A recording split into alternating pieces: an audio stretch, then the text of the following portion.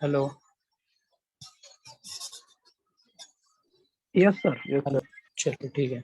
तो बता रहे थे तुमको पोलर सेक्शन मॉडुलस। तो पोलर सेक्शन मॉडुलस को हम लोग जेपी से डिनोट करते हैं। और ये जो पोलर सेक्शन मॉडुलस होता है वो तुम्हारा polar moment of inertia that means J बटा आर होता है, मतलब जे बटा रेडियस ऑफ कर्वेचर। तो इसको हम लोग ऐसे ध्यान रखना, क्योंकि हमारे पास बहुत सारे एग्जाम में हमसे पूछ भी देता है कि पोलर सेक्शन मॉडुलस हमारा सर्किल का कितना है, या फिर उसको हम लोग सॉलिड भी बोलते हैं, सॉलिड शाफ्ट को याद रखो।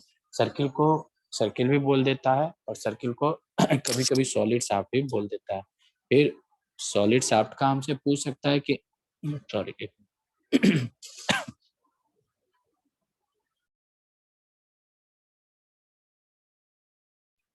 Hello hello.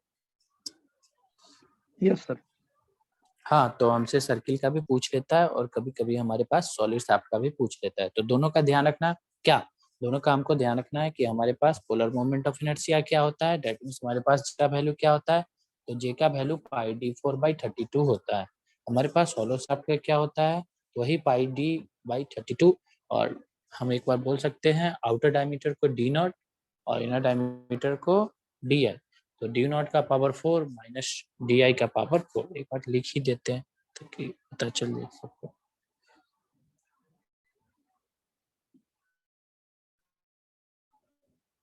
देखो हमारे पास जो ये सर्कल था, इसको हम लोग सॉलिड शाफ्ट भी बोलते हैं, या तो इसको सर्कल बोलो या फिर इसको सॉलिड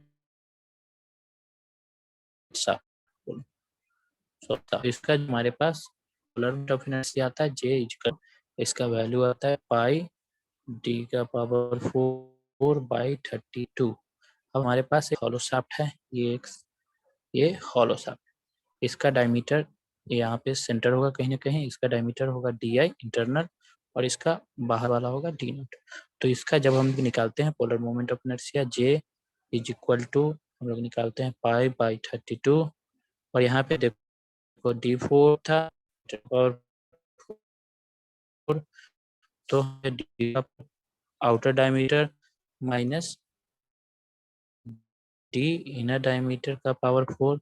इसका जो भी हमारे पास पोलर मोमेंट ऑफ इनर्शिया आता है जे का वैल्यू वो हम लोग निकालते हैं। ये दो बताएं। फिर हम तुमको बताएं सन मॉडुलस, हम लोग जेडपी से भी बता रहे थे। तो जेडपी हमारे पास है polar section modulus. Polar section modulus equal to होता है जे के बारे में बताया कि हमारे पास पोलर मोमेंट ऑफ इनर्शिया है जो कि लॉन्गिट्यूडनल एक्सिस के अलोंग एक्ट कर रहा है, जे बाई आर। अब हमसे अगर हमसे जेडपी का वैल्यू पूछे, अब जेडपी का कब कब पूछ सकता है, हमसे पूछे कि जे सर्कल के लिए ये बता दो, जेडपी का वैल्यू हम हॉलो शाफ्ट के लिए बता दो, या फिर हॉलो सर्कल के लिए बता दो। तो बहुत इजी है। हमसे circle that means polar section modulus, तो इसको करेंगे जे बाई वाई वाई करके निकालते हैं। दूसरा हम ये देखें कि हम अपना जो भी पोलर सेक्शन मॉडुलस है जेडपी वो हम लोग कैसे कैलकुलेट किए। ये जेडपी कैलकुलेट करने के बाद हम लोग सर्कल का भी निकाल सकते हैं जेडपी, हम लोग हॉलो शाफ्ट का भी निकाल सकते हैं जेडपी। वैसे करके हम डिफरेंट डिफरेंट जो होगा पोलर सेक्शन मॉडुलस उसको हम लोग कैलकुलेट करेंगे। नेक्स्ट तुम्हारा एक टॉपिक आता है इसी में कि हमारा शाफ्ट इन पैरेलल है या फिर हमारा शाफ्ट इन सीरीज है, तो हम लोग क्या करते हैं या फिर इसको कैसे हम लोग डील करते हैं। तो देखो सबसे पहले डायग्राम देखो। अगर हमारे पास शाफ्ट इन पैरेलल है, शाफ्ट इन पैरेलल कहने का मतलब कि ये आई थिंक हम लोग जब फर्स्ट टॉपिक देख रहे थे वहां पे भी देखे थे। ये तुम्हारे पास है शाफ्ट इन पैरेलल। शाफ्ट क्या होता है पिछले क्लास में हम तुमको बता दिए थे।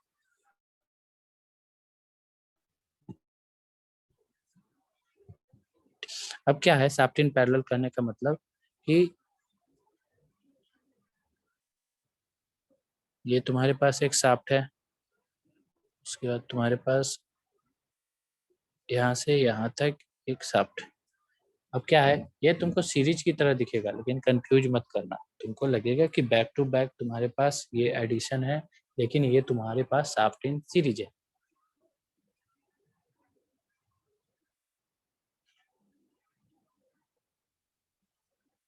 ये तुमको पूरा का पूरा सीरीज में कनेक्ट दिख रहा है, मतलब एक ये शाफ्ट एक ये शाफ्ट, ये दोनों तुमको कनेक्ट तुम्हारा 1 शाफ्ट, ये 2 शाफ्ट।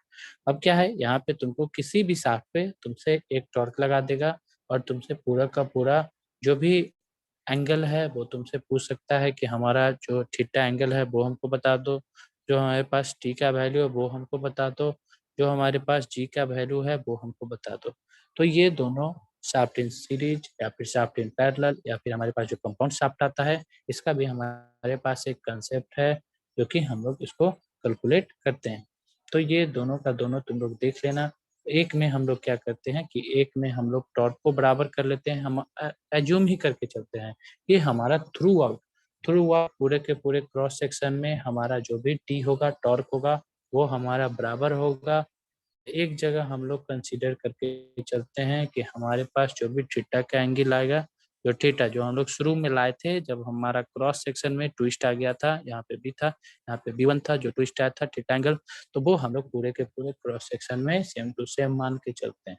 फिर हमारे पास एक कंपाउंड शाफ्ट भी आता है, वो ऐसा शाफ्ट होता है, मतलब हॉलो शाफ्ट की तरह, वो हमारा एक कंपाउंड शाफ्ट ही होता है।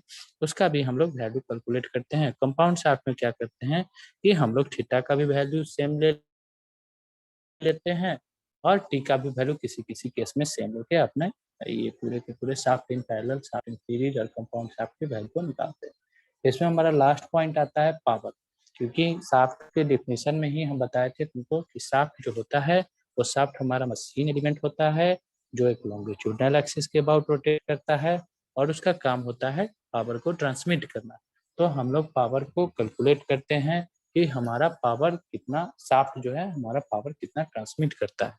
तो आई थिंक अब देखो पावर, ये है तुम्हारा power transmitted by shaft, transmitted by shaft, ये पावर ट्रांसमिटेड बाय शाफ्ट।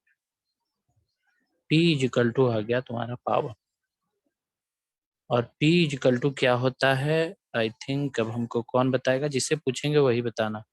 प्रीति तुम बताओ, या फिर नीतीश कुमार साह, नीतीश तुम बताओ, दोनों बताओ हमको कि पावर क्या होता है। एक डिफिनीशन आई थिंक 8, 9, 10 कभी पढ़े होगे पावर क्या होता है, एक इसका जनरल डिफिनीशन ही हमको बता दो कि सर पावर क्या होता है।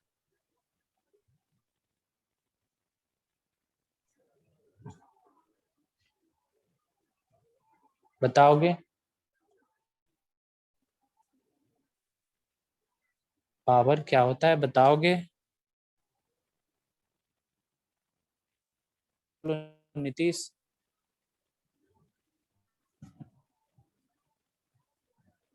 नीतीश कुमार साह,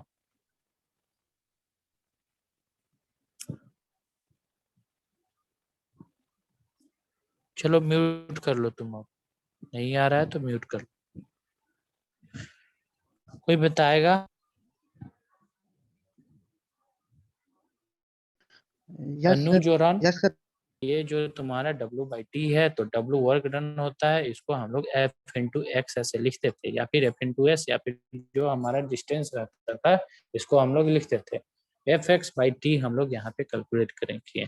अब हम लोग यहाँ पे क्या करते हैं, हम लोग F इंटू एक्स आता है, और जो तुम्हारा वर्क डन है, इस पूरे के पूरे वर्क डन को, और हम जो हमारा इक्वेशन आता है F इंटू एक्स या फिर F इंटू एस को, इसको हम लोग अपने टॉर्क के रेस्पेक्ट में कन्वर्ट करते हैं। क्योंकि वहां पे भी हम लोग पढ़ते थे कि एक हमारा बॉडी है, यहाँ पे सरफेस पे रखा हुआ है, यहाँ पे एक फोर्स लगा, फिर ये बॉडी यहाँ से यहाँ डिस्प्लेस किया या फिर कुछ डिस्टेंस ट्रेवल किया, यहाँ तक एक एक्स डिस्टेंस आता था, तो F इंटू एक्स हम लोग इसको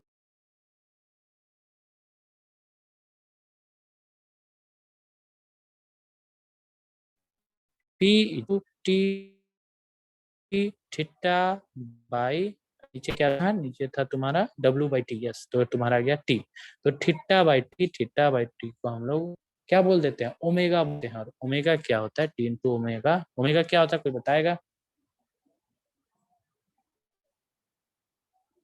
क्या होता है omega? Angular displacement.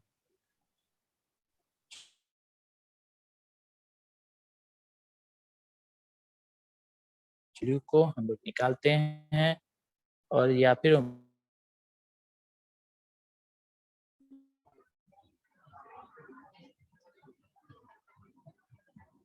P equal to T into omega आया था, तो P इक्वल टू, सुनाई दे रहा है सबको?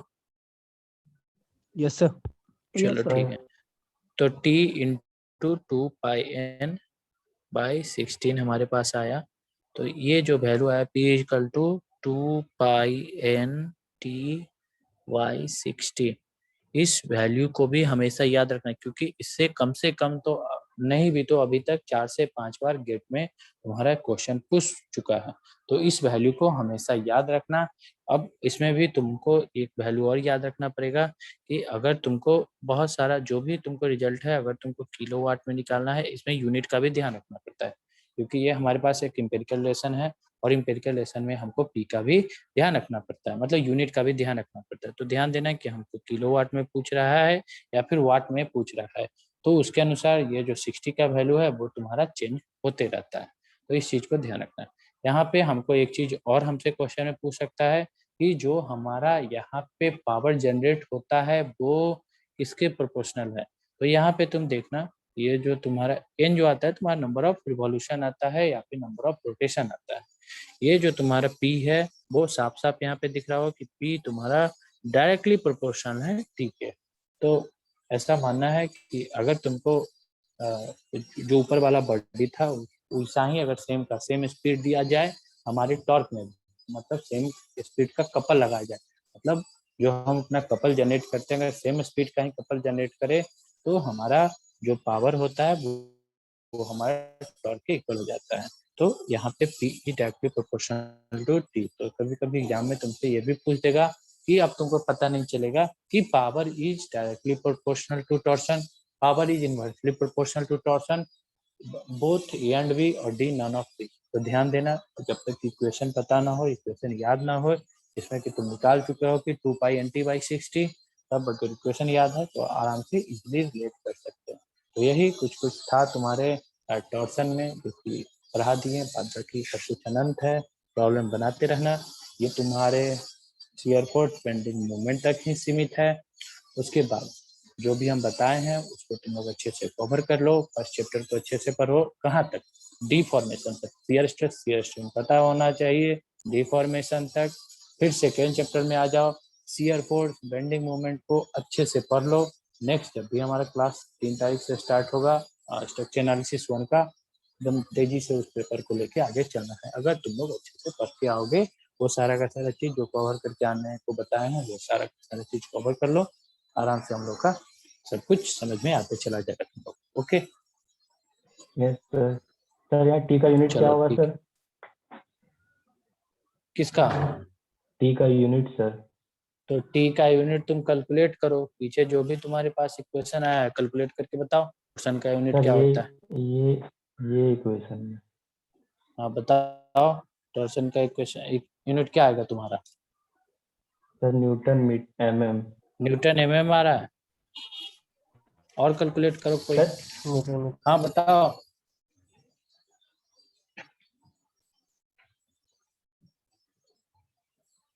न्यूटन एमएम आ रहा है, सही आ रहा है। अब कोई थीटा का यूनिट बताओ क्या आएगा। अगर कहीं तुमसे थीटा का यूनिट पूछे तो ये सारा का सारा चीज तो ऑब्वियस होना चाहिए। थीटा का यूनिट क्या आएगा? अब कोई पूछेगा सर थीटा का यूनिट क्या है, क्योंकि बताए पीछे भी इक्वेशन पूछेगा तुमसे थीटा का यूनिट, पूछेगा थीटा का यूनिट क्या आएगा, कोई बताओ। ये ये जो है तुम्हारा थीटा का वैल्यू तुमको निकालना पड़ेगा, जी थीटा बाई एल। कहीं से तुमसे थीटा कहीं वैल्यू पूछेगा तो ये भी पूछ लो कि सर थीटा का वैल्यू क्या होगा, तो थीटा का वैल्यू डिग्री आ सकता है, तुम्हारा रेडियन आ सकता है, टाउ का क्या वैल्यू आएगा ये भी बता दिए। लेंथ हमेशा मीटर में आएगा। जी तुम्हारा क्या चीज का यूनिट है? तुम्हारा मोमेंट ऑफ इनर्शिया, ये तुम्हारा मॉडुलस ऑफ इलास्टिसिटी का यूनिट है, जो कि तुम्हारा एक मॉडुलस ऑफ इलास्टिसिटी का जो यूनिट ई था उसका ही सेम टू सेम यूनिट उसका वो भी चला जाएगा। जी निकल गए। उसके बाद तुम्हारा जे क्या यूनिट कैलकुलेट कर, ठीक है, फार्मूला से कैलकुलेट कर सकते हैं।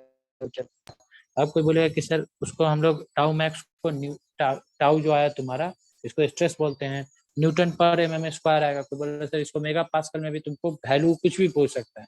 हम टाउ के वैल्यू को फर्स्ट चैप्टर में बताए थे कि न्यूटन पर एम एम स्क्वायर भी लिख सकता है, न्यूटन पर मीटर भी मीटर स्क्वायर भी लिख सकता है इसको, और ये सब कुछ ना लिख के एमपीए भी लिख सकता है।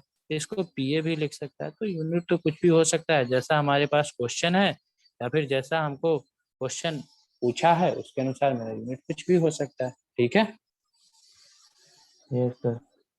चलो ठीक है। तो यूनिट के बारे में तो सोचना ही नहीं, जैसा क्योंकि सारा का नहीं सारा सर, एम्पिरिकल।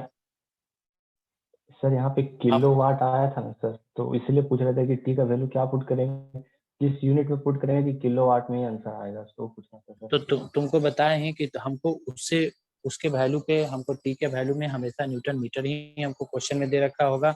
हम तुमको ये बताएं कि वाट या फिर किलो वाट में, तो ठीक से सुने होगे तो ये भी हम बता दिए थे कि तुमको जो चेंजिंग आएगा वो यहाँ नीचे तुमको चेंज आएगा, ये भी हम बता दिए थे। ऊपर हमको कोई चेंजिंग नहीं आएगा, हमको यहाँ पे 60 के जगह पे तुमको चेंज करना पड़ेगा, ये हम आई थिंक बताए थे। ठीक है, चलो तो आई ओके थिंक सर। ये, चलो ठीक है, गुड। तो यही तुम लोग का टास्क है। कोई बताओ हमको, एक बार फिर से रिकैप कर दो तुम लोग अपने तरफ से। कौन बताएगा? ऊपर एक लड़की डैजी रानी, सुन रहे हो हमको? डैजी सुन पा रहे हो?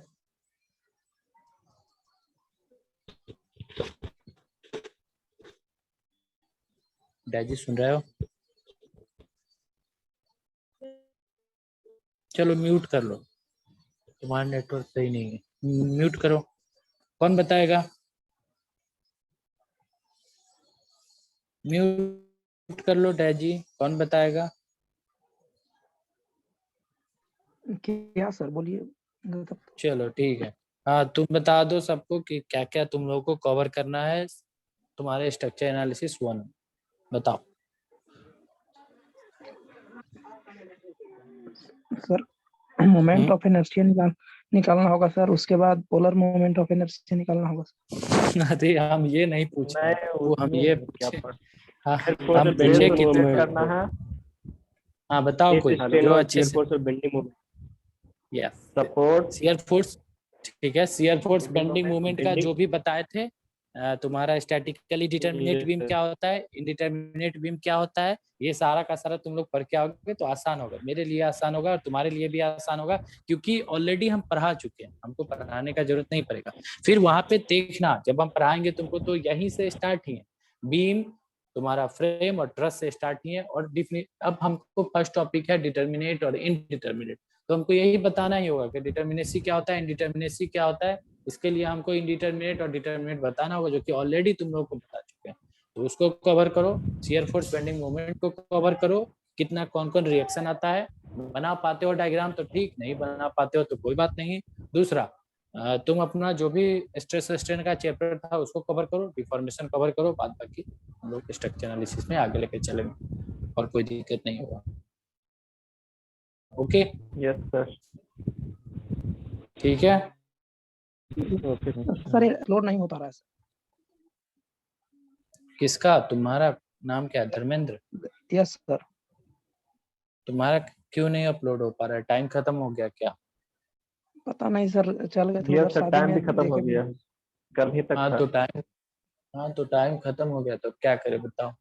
सर असाइनमेंट हम देखे नहीं थे, शादी था भगनी का उधर और चले गए थे सर। अरे तो मेरे भी भाई का शादी था, अब क्या करें, इसमें भी तो तुम्हारा क्लास ले रहे हो। तुम्हारा अभी बता रहे हैं, तुम्हारे क्लास के बाद जस्ट अभी मेरा 5th सेमेस्टर में भी उस लोग का गेट क्लास लेना है, ट्रांसपोर्टेशन इंजीनियरिंग पढ़ा, वो भी लगातार 3 क्लास है मेरा। फ्राइडे को मेरा पूरा 5 घंटा हमको पढ़ाना पड़ता है, सुबह 10:40 से लेके शाम के हमको 3:20 तक पढ़ाना ही पढ़ाना। तो हम तो अपना काम करते हैं, तो असाइनमेंट में क्या था वो तो तुम कभी देख